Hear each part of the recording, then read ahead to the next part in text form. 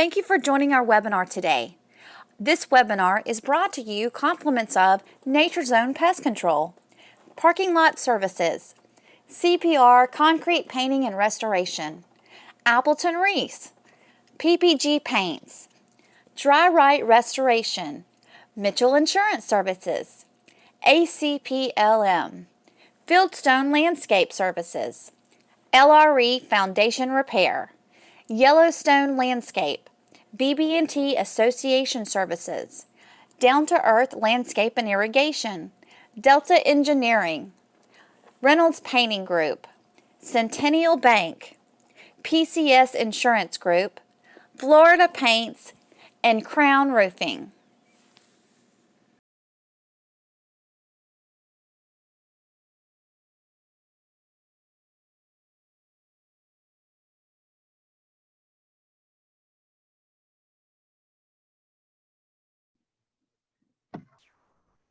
Hey guys, I was muted. Carrie's having a little difficulty with our audio. I just wanted to say hello to everybody. I can't see anybody. You got your videos off. But I'm Krista from CPR. Everybody should know me. Concrete painting and restoration. Just wanted to say hello to everybody. And Alan can introduce himself and get going. Hi, everybody. My name is Alan Tannenbaum. I'm a construction lawyer. I've been a construction lawyer for 42 years, board certified by the Florida Bar of Construction Law. And much of what I've done during my career has been in the community association field. So we do construction defect cases. We are involved in turnover issues involving HOAs, infrastructure. We consult on repair projects, major repair projects. We do the contracts. And we get involved where repair contracts don't go well, and there are issues to be resolved with the contractor. But I've done all sorts of litigation in the community association field. During my career, I've done assessment collection, and I've done covenant enforcement, every type of court situation or claim situation that an association might be involved in. I've been there. And what we're going to talk about today is the limits of board business judgment, specifically in the end as it relates to maintenance and repair. And I'm going to talk about the evolution of the whole concept of board business judgment, how it evolved in the cases. It's kind of an interesting lesson in how the law evolves over time. The condominium concept started in Florida in the late 60s. The court system had never dealt with it.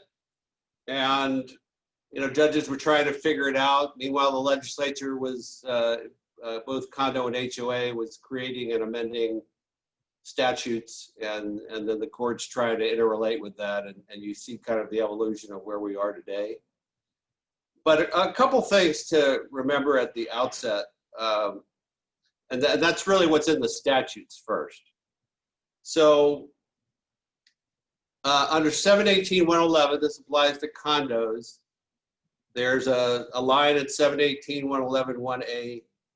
The officers and directors of the association have a fiduciary relationship to the owners. And a fiduciary relationship is a relationship that's a higher standard than normal. And the analogy I like to use, if you walk into a store and you're a customer, the obligation of the store owner is to create a safe environment, so no tripping hazards, properly lit, probably to protect you against other people in the store who may accost you. But if they want to charge, 3 times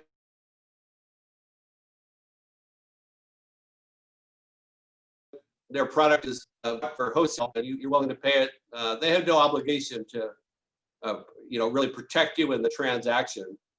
So they have, they have a minimal amount of obligations to you. And with a fiduciary obligation, the party that has the duty, and here it's the board of directors, has to actually assertively protect your interests. And that's what I think distinguishes a fiduciary relationship. Now, an important corollary to that is 718.111.1c. It's a pretty short line in the statute, but extremely significant for condominiums. And it says a unit owner does not have any authority to act for the association by reason of being a unit owner. It's that line in the statute that when somebody in a top floor unit is getting water into their unit because the roof is leaking on a condominium, that they can't call a roofer up and say, come and fix the roof because my unit's getting wet. They can't, that would be acting on behalf of the association. So there's no self-help when it comes to common element issues that are affecting a unit. Therefore, they're totally reliant on the board. So if you match the fact that there's a fiduciary duty with no self-help on the part of the owner, you see really the situation that the legislature created in 17.111. The statute also provides, and this is 718.111.3, which gave the association the power to contract, sue, or be sued with respect to the exercise or non-exercise of its powers. And those powers included maintenance, management, and operation. So that was the power that the legislature gave to the association under 718.111.5. It gave the board of directors of the association the right to enter a unit to protect a common element, but also to protect against damage to other units. So this is pretty extraordinary if you think about it. I mean, you work in an area for so long, it becomes commonplace, but this actually by statute says that if you own a condominium unit, the association can enter your unit in order to protect a common element and in order to protect other units. And that's pretty extraordinary. Now, I mean, the general counsel will tell you that it's a really good idea to maybe have keys. Maybe you should put the people on notice if you can, but if the unit owner in 7C in a condo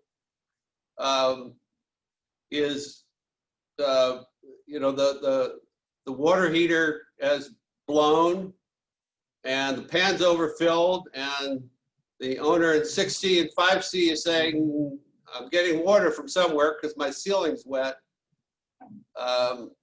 With that part of the statute, it's probably the obligation of the association and management to get into that unit to stop that leak.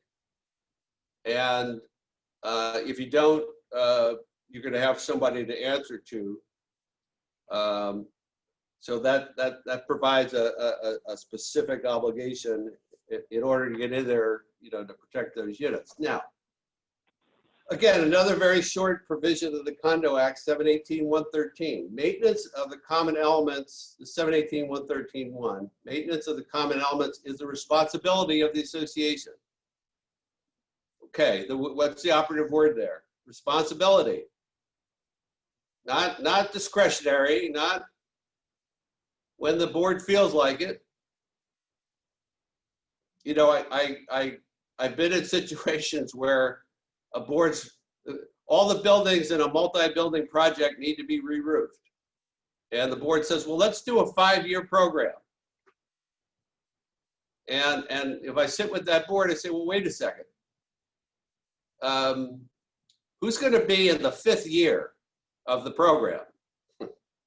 And where in the statute does it say that, if all the roofs need to be replaced, that, that there's some buildings that are going to wait till that 5th year? because I read 718-113 says today, the maintenance of the common elements is your responsibility, not 5 years from now, today. And if the roof needs to be replaced today, you ought to do it today or within a reasonable period of time. And maybe go to one of our great banker friends who are part of BMI and say, why don't you lend this association some money so they actually can meet their responsibility under the statute rather than doing this 5-year plan. So you have the unit owner can't do self-help. The board's got a fiduciary obligation. It's got a statutory obligation to maintain. But the legislature put some bite in it. And the bite is 718-303, which gives the unit owner the right, if the board's not doing its job, to go to court, get an injunction to require that they do so. If they're damaged, get damages, plus their attorney's fees, plus court costs.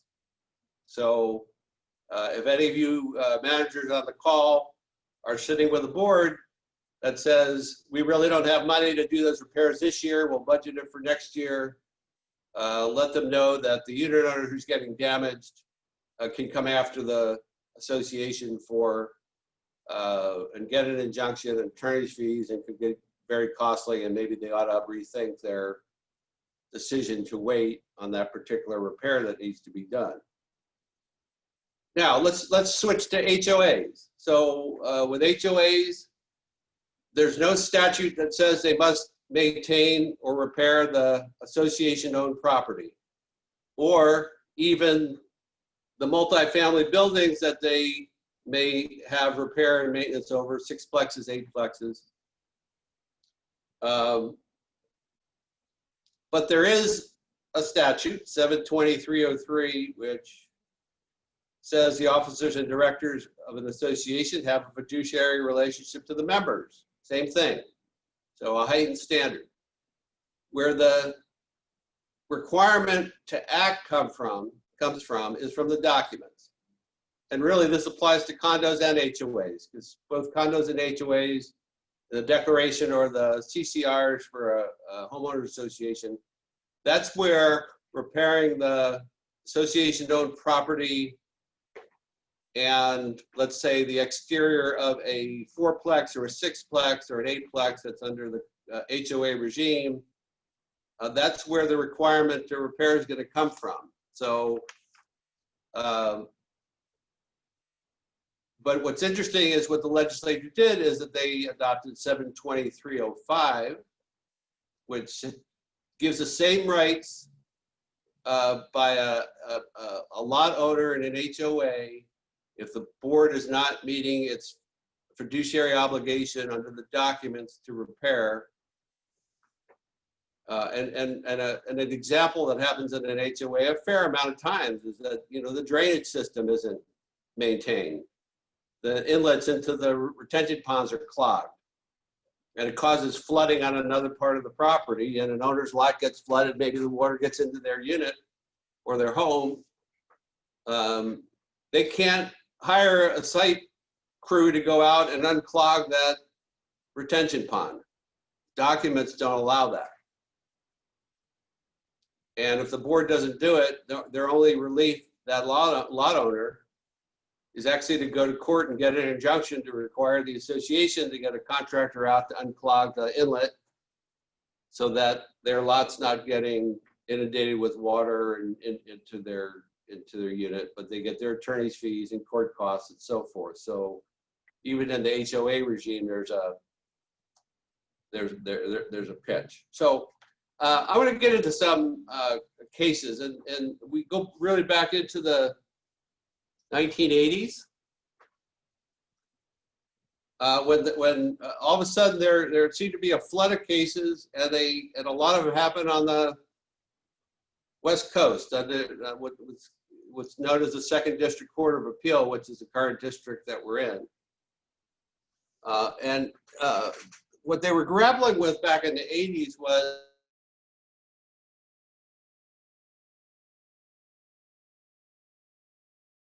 and what constitutes a repair and how do they interrelate.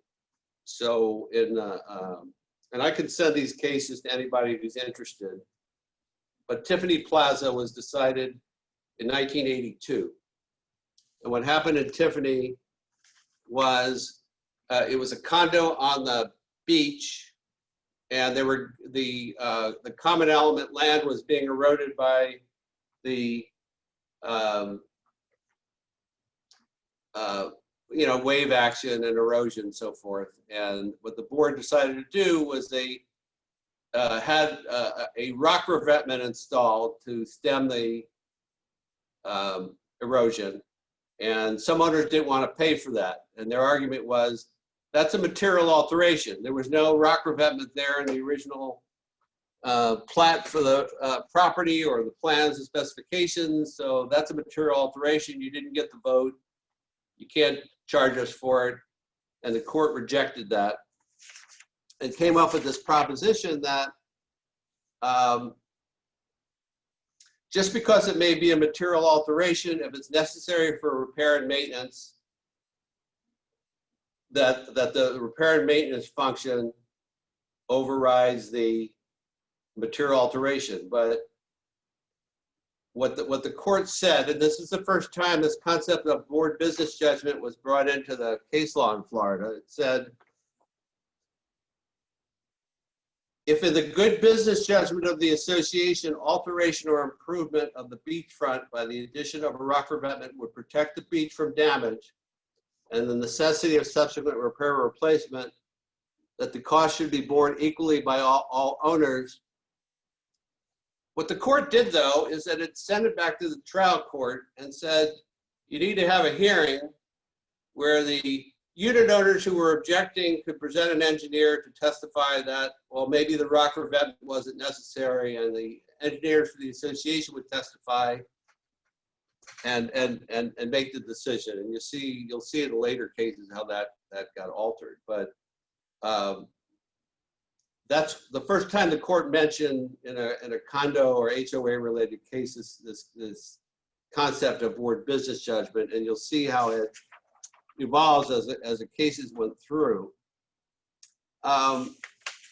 In a case decided in 1984, Cottrell, also out of the 2nd District, there were all kinds of problems at this condo. The canals were filling in due to erosion.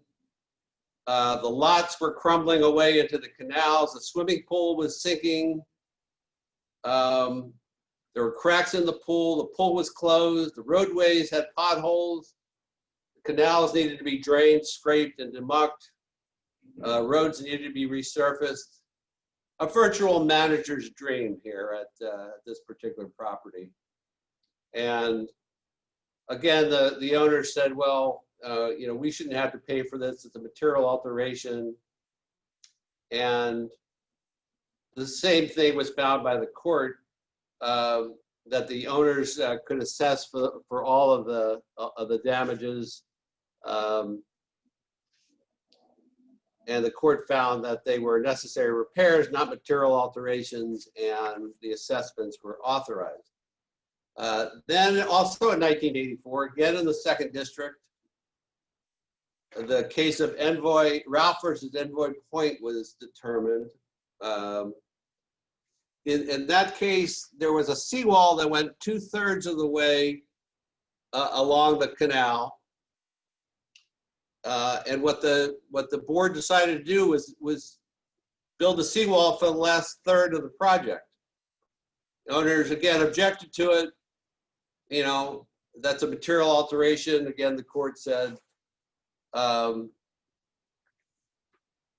And interestingly, what they said about board business judgment, though, if the work was necessary, board authority was sufficient. Here, there was competent evidence on the basis of which it could be determined that the work was necessary to protect the condominium common elements. So you see a little bit of a switch, because now the court's saying in 1984, as long as there was sufficient evidence that the board had, that the board's authority was sufficient, maybe looking to the fact that it was no longer going to be a battle of the experts. That board, the fact that the board had support was there. So moving to 1987, Farrington, which was decided out of the 3rd district. This was a high rise, and they got an engineering report. Building needed repairs and waterproofing. There were cracks in the stucco. They got the developer to do some repairs, but it wasn't sufficient. Association passed a special assessment. And some of the owners sued the association. They said the repair work, the assessment was inappropriate. And what had happened here is they said, you can't pass a special assessment for these repairs. You do this work needed to be done. You should have put it in the budget. You can't under budget and then go to a special assessment. That was rejected. But very interesting what the court said, and it still applies today. It says at the trial, testimony of the association president was heard, as was the expert opinion of an engineer. Court concluded that the declaration of the bylaws allowed a special assessment to be made in the event of an immediate or emergency need, and that after hearing the opinion of engineers, architects, and legal counsel, the board used its business judgment in determining a special assessment was needed immediately for building repairs and sealing. And the court concluded by saying, the court will not supplement its judgment for that of the board. The business judgment rule will protect a corporation's board of directors' business judgment as long as the board acted in a reasonable manner in passing the special assessment. Very important case. So think about it. What was there? The association president testified as to the need of the repairs, but they had an engineer who said that the repairs needed to be made. And what the appellate court said was that's sufficient. It's not going to be a battle of the experts.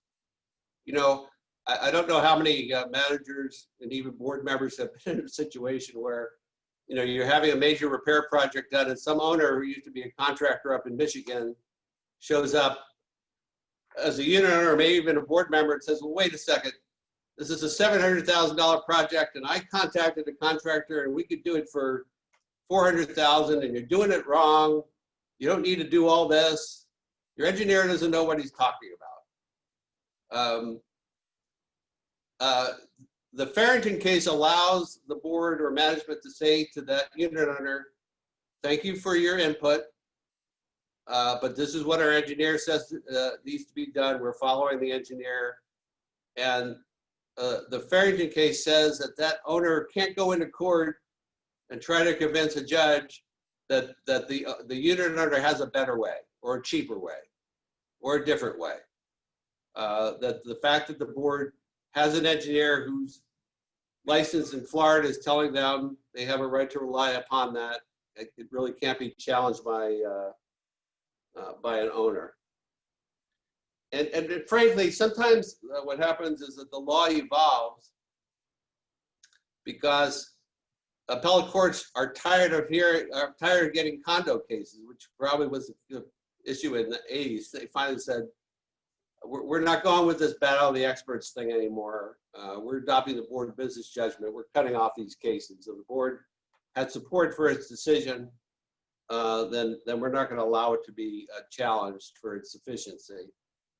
All right, a very short decision. Every manager should have this case in its arsenal. Coronado versus Shear, decided in 1988. In Coronado, the Shears owned a condo unit. They were getting sewage backup into their unit. The board was not fixing the problem. It was a common element problem.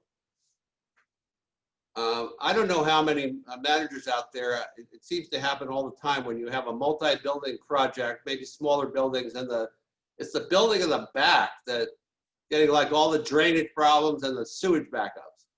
I don't know why I've seen that over time. Sometimes I think like developers like put an extra building in or squeeze an extra building in and you know, sell more units. But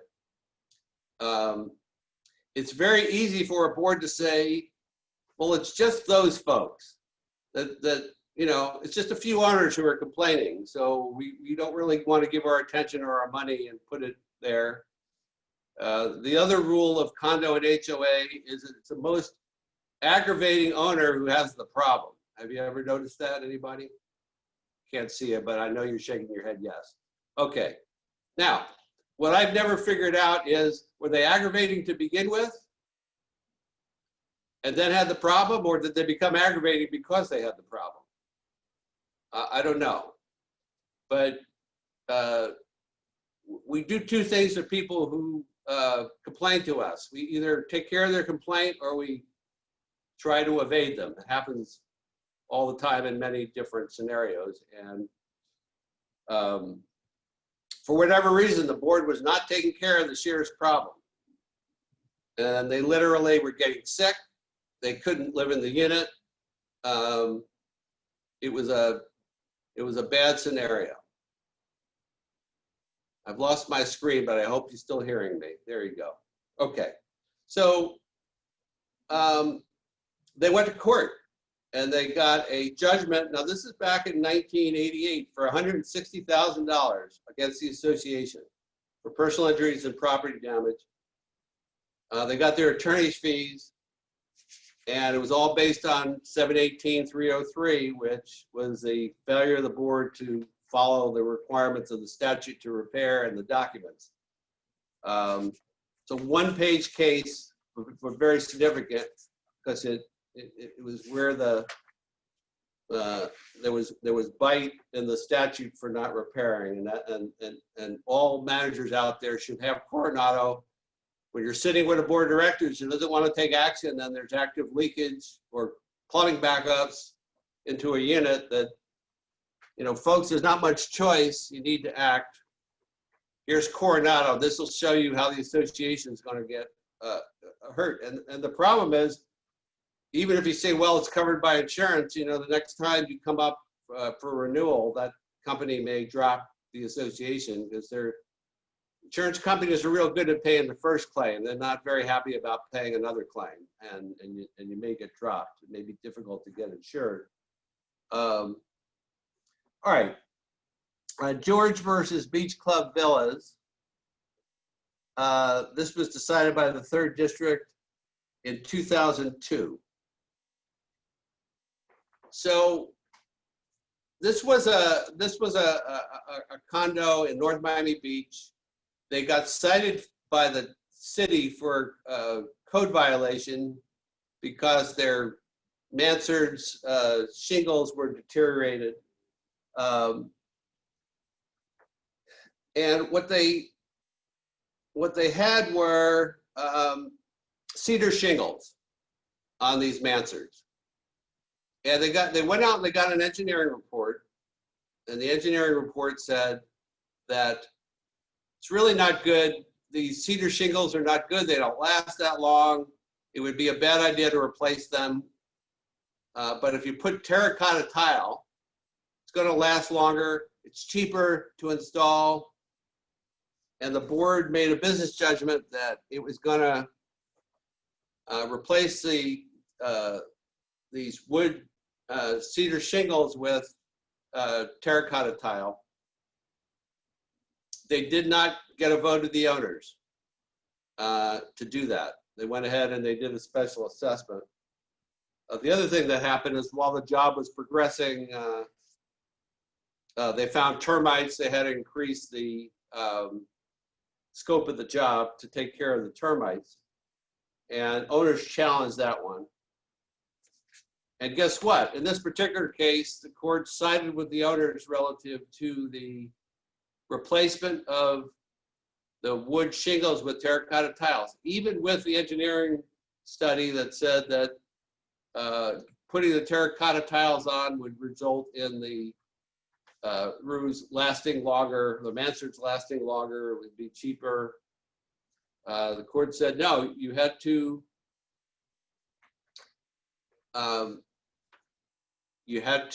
get a vote of the owners because it was a material alteration. So this one's a little different.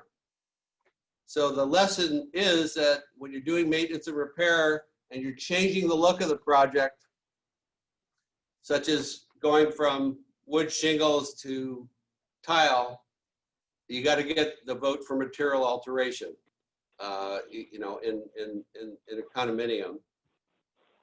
Now, Can I ask you a quick question? Absolutely. On that?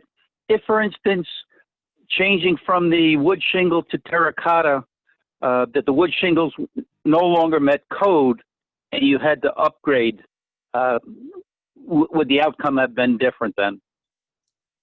Well, that's an excellent question. There's a couple of permutations on your question. One, you know, what if per code that the original installation can't be reinstalled and meet the code? The other thing that happens sometimes is that you can't find that manufactured element anymore. It's not manufactured anymore. You actually can't replace it with the same thing. So although there hasn't been a court decision, I think certainly any upgrade that you need to do in order to meet the building code probably would be an exception to getting a material alteration approved. I still think it's a good idea if you have the votes to do it, to still take the vote for the material alteration, you know, just as kind of a safety net. The other factor is if it's changing the aesthetics, to try to get it to look as close as possible like the original, and not such a drastic change from where it was. So that probably is a good tip also, but that's a very astute question, because sometimes you just can't recreate what was there the first time. Now, people get confused because in the HOA regime, unless it's in the documents, there's really no restriction on what the board does with association-owned property. So if the board wants to add an addition to the clubhouse or change the interior setup of the clubhouse and so forth, unless there's a restriction in the documents, there's no material alteration issue within an HOA on association-owned property. There's even associations that have added buildings in HOA situations that didn't exist, and with no requirement of the owners that be approved. So material alteration issue, unless there's a specific language in an HOA CCR, you don't really get into the material alteration issue. It's a condo concept. Okay.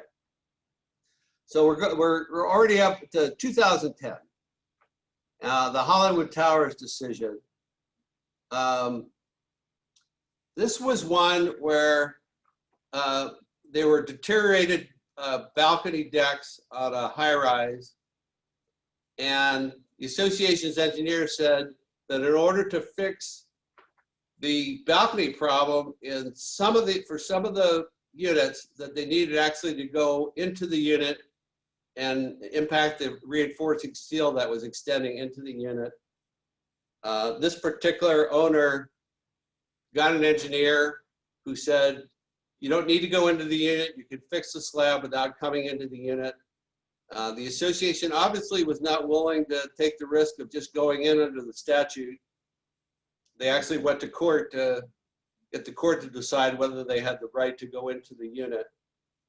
And this was a battle of the expert. The association's engineer said, the only way I'm going to approve the repair is if we go all the way until the reinforcing steel is no longer deteriorated, and then I want to go another foot after that, and then I'll certify this as an appropriate repair. The owner had their own engineer who said it wasn't necessary. And what the court adopted in Hollywood Towers is a very significant decision. They adopted what's called the Landon Rule. And interestingly, you know, people sometimes don't understand this about jurisprudence. What the court did is they cited a New York decision, which cited a California case, which became the Florida law, the common law on the subject. So the law of business judgment as it relates to condos and HOAs in Florida was actually based upon a California decision, which was adopted by a New York court and into the Florida case of Hollywood Towers.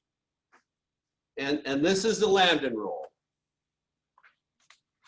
And the Landon Rule says, where a duly constituted community association board, upon reasonable investigation in good faith and with regard to the best interests of the community association and its members, exercises discretion within the scope of its authority under relevant statutes, covenants, and restrictions to select among means for discharging an obligation to maintain and repair a development's common areas, courts should defer to the board's authority and presumed expertise. That's quite a mouthful. That's why lawyers go to law school, so they could write lengthy paragraphs like that when they become judges. But let's break it down. So what the Landon Rule is, first of all, you have to have a duly constituted board, which means if your documents have 2-year terms for certain board members and you allow them to carry over without a new vote, they may not be, you may not have a duly constituted board. So pay attention to that. It says upon reasonable investigation. So if you want to have the protection of the board business judgment rule, when you're making maintenance and repair decisions, reasonable investigation is a factor. So my recommendation to managers is when the board wants to jump from let's do a roof replacement to getting bids without actually having an engineer or a roofing consultant in the middle of that to actually prepare some specifications to investigate.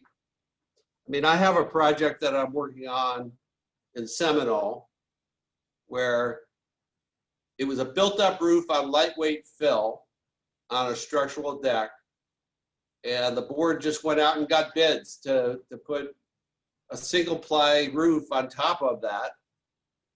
And they probably should have in the end, they probably should have gone down to the structural deck, but they did no investigation. They didn't even know what was underneath the existing asphalt roof, or how saturated the lightweight fill insulation was. And they didn't plan well how they were going to attach the new roof compressors to the deck so that they met the hurricane code. So all kinds of problems. And now the roofs have to be redone after they, signed a $210,000 contract, which is halfway paid for. So they failed in the investigation. Good faith means that they're not fixing all the buildings first where all the board members live, that they're actually making some rational decision there. The discretion has to be within the scope of their authority. And we'll talk about that in a few minutes relative to the Colony case. But if they do all those things, that the court's not going to step in and question it. So that's why you get an engineering report. That's why you listen to your lawyer and get advice, because all those things will help protect the decision and have a court find in the association's favor if in fact it's questioned. So the Colony case. So the Colony is 237 unit, or was 237 unit condo It was developed as a condo hotel. It was actually where the IMG began at the Colony, because that's where Nick Bollettieri had its tennis academy. It was also the resort where George W. Bush was going to stay the evening of 9/11. They had 150 rooms booked at the Colony when he was reading to the school children at an elementary school in Sarasota. And the 150 room booking had to be canceled. But they were all going to stay at the Colony. So presidents had stayed there, and the problem with the Colony was it had operated for 25 years with no reserves. And in 2006, the Condo Association went to the owners, said we need a $50,000 a unit assessment to upgrade this place. The owners said, why should we pay it? The hotel operators are what have made all the money out here. They should pay it or pay part of it. The hotel operator said, no, it's the Condo Association's obligation. And they got into litigation. They eventually went into bankruptcy. And the association abandoned its repair responsibility. Did no repairs. So these wood buildings are deteriorated to the point where in 2010, the resort had to close. The town would, the law key would no longer allow it to be operated, and it closed down. The problem for the association is they didn't have enough votes to terminate the condo. And in the end, a federal judge who serving in their appellate capacity, I don't need to get into all that, they ruled that the board could not use the business judgment rule to justify doing no repairs. And all these considerations about, the buildings are old. And so the issue was, look, either terminate or repair. There's no middle ground. And what's happening as anybody who or manages a building that might be on the beach that's been there for 30 or 40 years, these buildings are starting to deteriorate to the point where repairs no longer make sense. The statute requires that the repairs be made. There's a reluctance to pass the assessment to do what's appropriate, yet the owners are also not willing to terminate the condo, and it's really causing a conflict. But in the Colony, it's a lengthy decision, but the board rejected the business judgment rule as justification for a board not repairing, which seemed to be pretty obvious. One of the things the court said, which was really interesting, was that when you allow a condo building to deteriorate, that it eventually is a material alteration that has to have the approval of the owner. So think about it. If somebody bought in 1975 in a pristine building and now it looks like a mess, has the board allowed there to be a material alteration? And this is a court precedent by a federal judge that in fact it would constitute a material alteration if you don't undertake repair. So it's another angle of attack by an owner. Cover a couple of more decisions. Can I ask a quick question on that one too? Sure. If they didn't do the repairs because they didn't do reserves, wouldn't membership have had to approve the budget and waive the fully funding of the reserves? Well, let me answer it this way. If I bought a unit today in a condominium, as a unit owner, I'm not responsible for all the financial decisions that were made until today, including reserves, repairs that were done previously.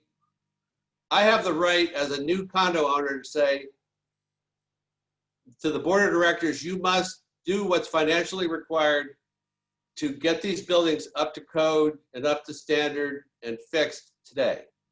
And whether that means passing a special assessment, getting a bank loan, I have a right to require that you do that. And it doesn't matter that for 20 years, the prior owners waived reserves. It doesn't excuse the board today from doing what's necessary to get the building into shape. So, you know, the board's obligation is not impacted by the fact that owners waived reserves for the last 20 years and there's no money. So I hope that answers your question. And one of the things that needs to be considered at that point is if the cost of repair is enormous, then maybe the right thing to do is to try to terminate the condo and sell the property for the land value, because you know, and especially in a coastal community, that land could be very valuable. So it's either, you know, do a $30,000 a unit assessment to try to salvage these older buildings, or maybe tell the owners, look, you're better off getting a $50,000 check by terminating and you know, going to live someplace else. So in many cases, far more than $50,000. So the past financial decisions, even waiving reserves, does not affect the current obligation to repair and maintain. I hope that answers your question.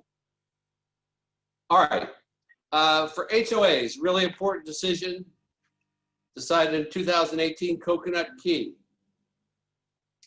And Coconut Key was a flooding situation, association-owned property. They weren't maintaining the drainage system. The lot owner got damaged.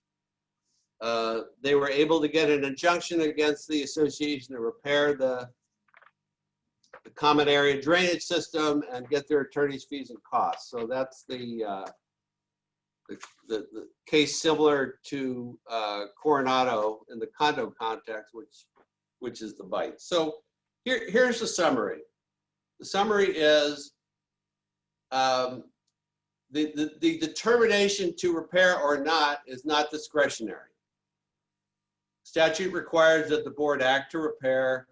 In an HOA context, the documents will require that. In a condo, the documents also.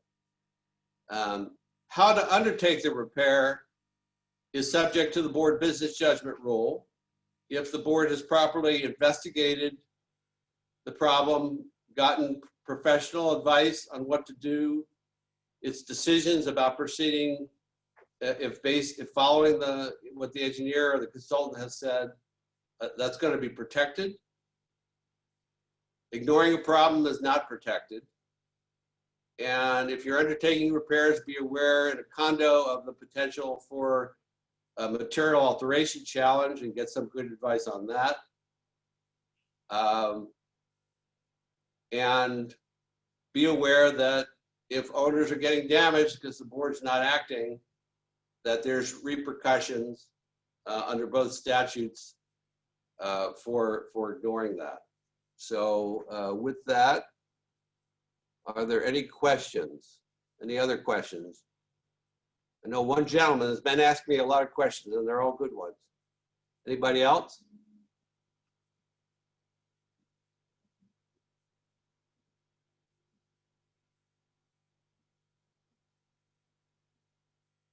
Well, ladies and gentlemen, I think we killed it. Is somebody going to conclude the session?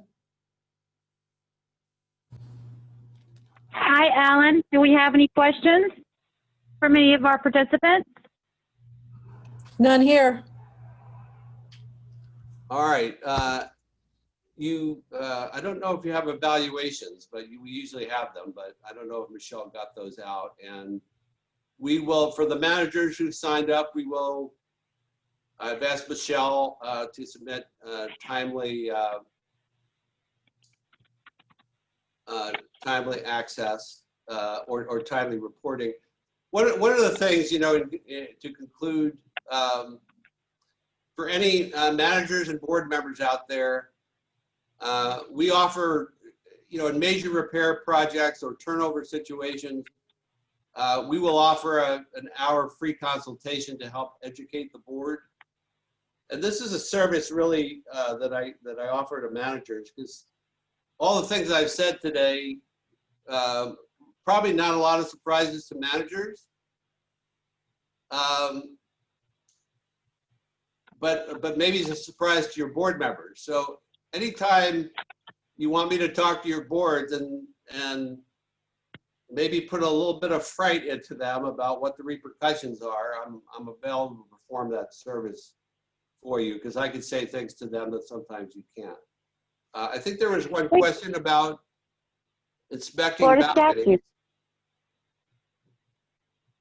Okay. Yes, is there a Florida statute that high-rise condo balconies must be inspected?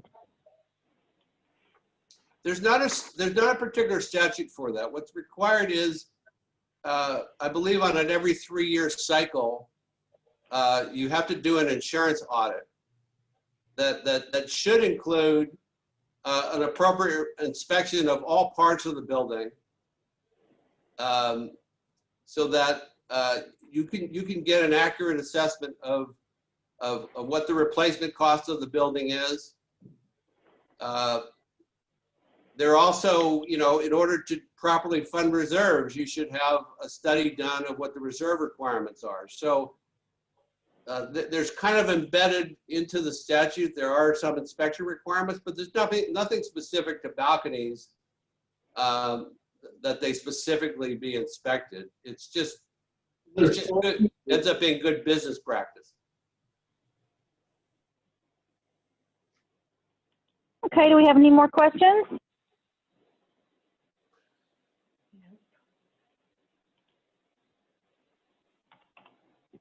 Well, all right, you guys are being shy today, but I think Alan covered everything we needed to know, and we want to thank you, Alan, for presenting. We want to thank everyone who joined us. Carrie, there was one question. Someone had asked, they noticed that the meeting's being recorded, and will you provide access to the recording? Yes, I contacted him back privately. We will be posting the copy of this webinar on our website. And after we close out today, I will run the information where you can pull up our website. You can also email me. I'm the one who sent you the link, so if you have any questions. And I think that is it. Alan, did you have anything else you wanted to add? No. All righty then. Well, we want to thank everybody for joining us today. And let's see, I've got another chat here. Let me just make sure. Okay, well, we really appreciate you being here, Alan. And if you guys want to reach out to him, I'll be sending you an email after this is over with their contact information. Yes, and I'm especially for managers, I'm always happy to answer any question. You know, my clock doesn't start until I'm retained by a client, so I always take calls from managers. If anything struck a particular question, feel free to call me. I'm happy to share my 40 some odd years of experience in doing these repair and turnover issues. Thank you, Alan. Thank you. Thank you, Alan. Yes. Thank you, everyone. All right. Have a great day. Thank you.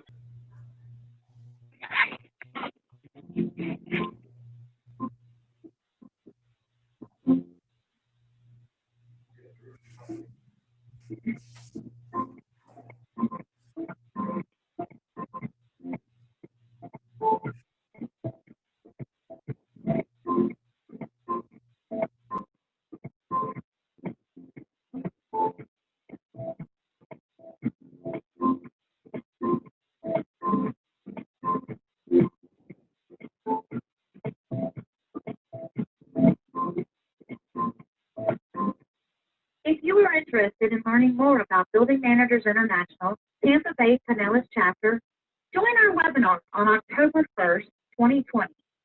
We'll fill you in on our activities and membership information and answer any questions you may have. We look forward to seeing you there.